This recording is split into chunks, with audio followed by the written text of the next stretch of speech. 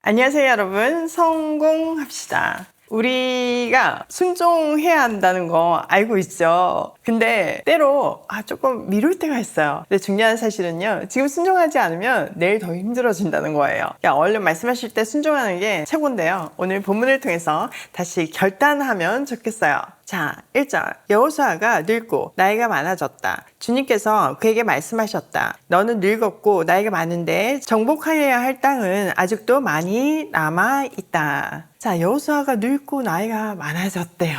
세월이 많이 흘렀다는 걸 얘기해 주죠. 이쯤 되면 하나님이 좀 쉬어라 이랬으면 좋겠는데 아직도 남은 사명이 있음을 일깨워 주세요. 정복해야 할 땅은 아직도 많이 남아있다. 이렇게 말씀하시잖아요. 그러니까 하나님 나라에서는 은퇴가 없는 거예요. 여호수아는 이미 수십 년 동안 충성스럽게 전쟁을 했잖아요. 근데 나이가 들면 좀 슬로우 다운 할 수도 있는데 하나님은 그의 인생의 끝자락까지도 맡겨진 사명을 완수하라고 다시 부르세요. 이건 정말 우리에게 굉장히 중요한 메시지예요. 나이가 들었다고 해서 하나님의 일이 끝나는 게 아니에요. 사도 바울도 마지막까지 달려야 할 길을 다 달리고 믿음을 지켜노라 라고 고백하잖아요. 근데 우리도 우리 각자에게 남은 믿음의 땅이 무엇인지 돌아봐야 해요. 근데 여러분 지금 나이 때문에 앉아 계시고 좀 쉬실 생각을 했다면 정신 바짝 차리고 다시 마음을 고쳐 잡고 허리를 동이고 일어나셔야 돼요. 여러분 다시 인생의 제2라운드를 시작하고 싶다면 이번 주 토요일 서울 이모집에서 하는 오일 패밀리 데이 꼭 참석하세요. 나누는 이야기를 통해서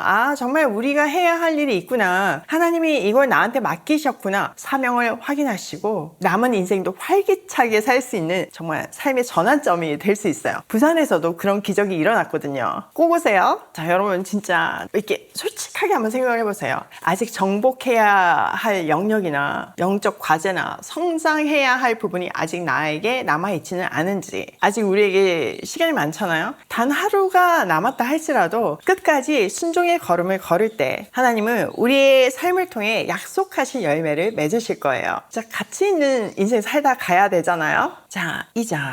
남아있는 땅은 이러하다. 블레셋 사람과 구술 사람의 모든 지역과 이집트의 동쪽에 있는 시올 시내로부터 북쪽 에그론 경계까지에 이르는 가나안 땅과 가사와 아스돗과 아스굴론과 가드와 에그론 등 블레셋의 5 왕의 땅과 아위 사람의 땅과 남쪽으로 가나안의 모든 땅과 시돈의 무하라로부터 아모리 사람의 변경 아베까지, 또 그발 사람의 땅과 동쪽의 레바논 땅 전체와 헤르몬산 남쪽 바알가스에서 하맛에 이르는 곳까지이다. 그리고 레바논에서부터 미스르봇 마임에 이르는 산간지방에 사는 모든 사람 곧 시돈 사람을 내가 이스라엘 자손 앞에서 모두 쫓아낼 터이니 너는 오직 내가 너에게 지시한 대로 그 땅을 이스라엘 자손에게 유산으로 나누어 주어라. 너는 이제 이 땅을 아홉 지파와 므낫세의 반쪽 지파에게 유산으로 나누어 주어라. 하나님께서는요, 여호수아에게 아주 구체적으로 정복되지 않은 지역들을 열거하세요. 자, 지도 보면 한눈에 보이시죠? 블레셋 사람들의 5 관할 지역, 가나안 남부의 아위 족속 지역, 그리고 북쪽으로 시돈 사람의 땅과 레바논 산간 지역 등 가나안 땅 곳곳에 아직 점령되지 않은 곳이 남아 있었어요.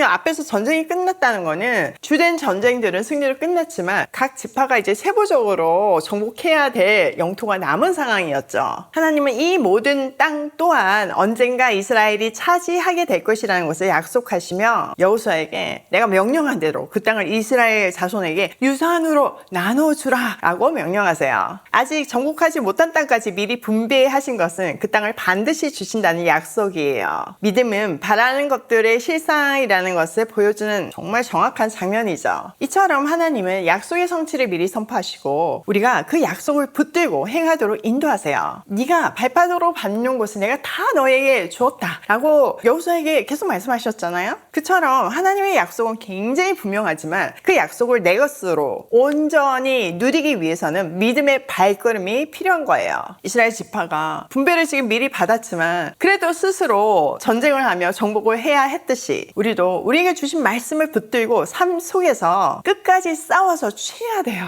하나님이 이미 우리에게 승리를 약속하셨지만 우리의 순종과 믿음의 실천 실천을 통해서 그 약속은 현실이 되고 열매 맺게 하시는 거예요. 또 하나님께서 이렇게 땅을 일일이 다 열거하셨잖아요. 이 이유는 이스라엘이 아직 안주할 때가 아님을 경고하는 거예요. 여호수아가 늙었다고 주저앉으면 안 된다는 것을 경고한 거예요. 근데 너무 안타깝게 정복 못했죠. 그래서 이 블레셋이 계속 가시가 되잖아요. 나중에 다윗 때가 되어서야지만 블레셋이 완전히 정복되었고, 그때까지 그들은 수백 년 동안 정말 괴롭힘을 당했어요. 하나님께서 말씀하신 대로 완전히 몰아내지 않은 대적은 훗날 더 큰 문제를 일으켜요. 우리 삶도 마찬가지죠. 완전히 버리지 못한 악습, 세상과 타협해서 적당히 남겨둔 죄, 지금 당장은 크게 느껴지지 않아도 결국 언젠가는 우리의 영적 성장과 평안을 해치는 가시와 올무가 될 수 있어요. 그러므로 하나님이 지금 이 순간 여러분에게 지적하시는 영역이 있다면 조금 더 남겨두지 말고 완전히 제거해야 돼요. 누룩 떠올려 보시면 쉬워요. 누룩이 그냥 반죽을 전체를 부풀리잖아요. 조금만 들어가도요. 그러니까 우리의 작은 불순종이나 숨겨둔 제약이 나중에는 우리 삶 전체를 망칠 수 있다니까요. 반대로 지금 우리가 철저히 순종하면 우리 미래의 영적 전쟁은 가볍고 더 큰 승리를 이룰 수 있어요. 하나님은 이렇게 여호수아를 비롯한 이스라엘에게 남은 땅을 직시하게 하심으로 해서 아니라면 경계하고 끝까지 깨어있기를 당부하신 것이에요. 지금 우리에게도요. 자, 8절. 므낫세 반쪽 지파와 함께 르우벤 사람과 갓 사람은 모세가 요단강 동쪽에서 그들에게 준 유산을 이미 받았다. 주님의 종 모세가 그들에게 준 유산은 이러하다. 그들은 아르논 골짜기의 끝에 있는 아로엘에서부터 그 골짜기 가운데에 있는 성읍과 메드바에서 디본까지에 이르는 모든 평원지대와 헤스본에서 다스린 아모리 사람의 왕 시온의 모든 성읍, 곧 암몬 자손의 경계까지와 길앗과 구슬 사람과 마아가 사람의 경계와 헤르몬 온 산간 지방과 살르가까지 이르는 바산의 모든 지역, 곧 르바의 마지막 남은 족속으로서 아스다국과 에드레이에서 다스린 바산 왕 옥의 온 나라를 차지하였다. 모세가 이미 그들을 정복하고 그들의 땅을 차지하였지만, 자, 요단 동편 땅은요 이미 모세 시대에 정복해서 두 지파 반에게 나누어졌죠. 그 땅에는 지금 나열된 것 같이 굉장히 큰 족속들이 있었지만 하나님께서 모세를 통해서 이미 물리치셨어요. 예를 들어 바산 왕 옥은요 거대한 르바족 거인 족속의 마지막 후손이었는데, 신명기에 보면 철로 만든 그의 침대가 9규빗, 그러니까 약 4m 길이였다는 기록이 있어요. 그만큼 장대한 또 철 무기를 사용했던, 최신 무기를 사용했던 강력한 민족이었음을 알 수 있는 거죠. 그러나 중요한 것은 인간적으로 거대해 보여도 하나님은 물리치게 하셔서 약속의 땅을 주셨어요. 그게 한순간이 된 게 아니라 지금 계속 이어지고 있잖아요. 이것은 하나님 나라의 구원 역사에서 세대 간의 연합과 개성의 중요성을 보여주고 있어요. 이전 세대의 순종과 승리가 다음 세대의 기반이 되고 복이 되죠. 마찬가지예요. 우리도 믿음의 선진들이 이루어놓은 믿음의 터 위에서 하나님 나라의 기업을 이어받고 있잖아요. 그러므로 앞선 세대에 감사하며 그 믿음의 교훈을 이어받아야 돼요. 또 다음 세대를 위해서 우리가 어떤 영적 유산을 남길지도 생각해야 하는 거죠. 자, 13절. 이스라엘 자손이 그술 사람과 마아가 사람을 쫓아내지 않았기 때문에 그술과 마아가 사람들이 오늘날까지 이스라엘 자손 가운데 섞여서 살고 있다. 근데 너무 아쉽게도 이스라엘 자손이 동쪽 땅에서도 그 거주민들을 완벽하게 쫓아내지 않았음을 마지막에 딱 언급하고 있잖아요. 지금 함께 살고 있다는 구슬과 마아가 사람들은요 바산 북쪽 지역의 소왕국인데요, 끝내 남아서 이스라엘과 섞여 살아요. 근데 문제는 점점 커졌다는 거죠. 구슬은 훗날 다윗 시대에 등장을 하는데요, 다윗의 아내 중 하나인 마아가가 구슬 왕의 딸이었고 그녀에게서 압살롬이 태어났어요.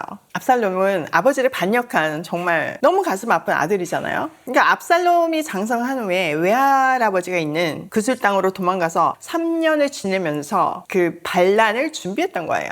이처럼 완전히 몰아내지 않으면 후대에 복잡해질 수 있어요. 하나님이 충만한 축복을 주셨지만 그거를 완전히 순종하고 붙들지 못한다면 그 축복 또한 온전히 이루어지지 못하는 거죠. 여기서 우리는 하나님의 약속과 인간의 책임 사이의 균형을 배울 수 있어요. 하나님 하나님은 신실하게 약속을 주시고 성취해 가지만 그 약속을 받아 누리는 것은 우리의 몫이고 순종에 달려있죠. 순종으로 온전히 약속을 취하지 않으면 결국 반쪽이 돼요. 그러므로 하나님이 이미 우리에게 주시기로 한 은혜와 축복이라 할지라도 게으름이나 안일함이나 불순종으로 놓치지 않고 끝까지 힘써야 돼요. 자, 오늘 내용을 우리 삶에 한번 적용해보면 첫 번째, 하나님 나라의 사명에는 은퇴가 없다. 은퇴 없어요. 나이가 중요한 게 아니에요. 여러분 아무리 어려도 하나님이 내일 데리고 가실 수 있어요. 그러니까 나이, 상황, 성취 유무와 관계없이 하나님은 끝까지 순종의 발걸음을 걷는 자를 사용하세요. 내 인생에 아직 순종하지 못한 그 미정복 영역이 어디인지 살펴보고 그 정복하며 쓰임받는 인생 살아야 돼요.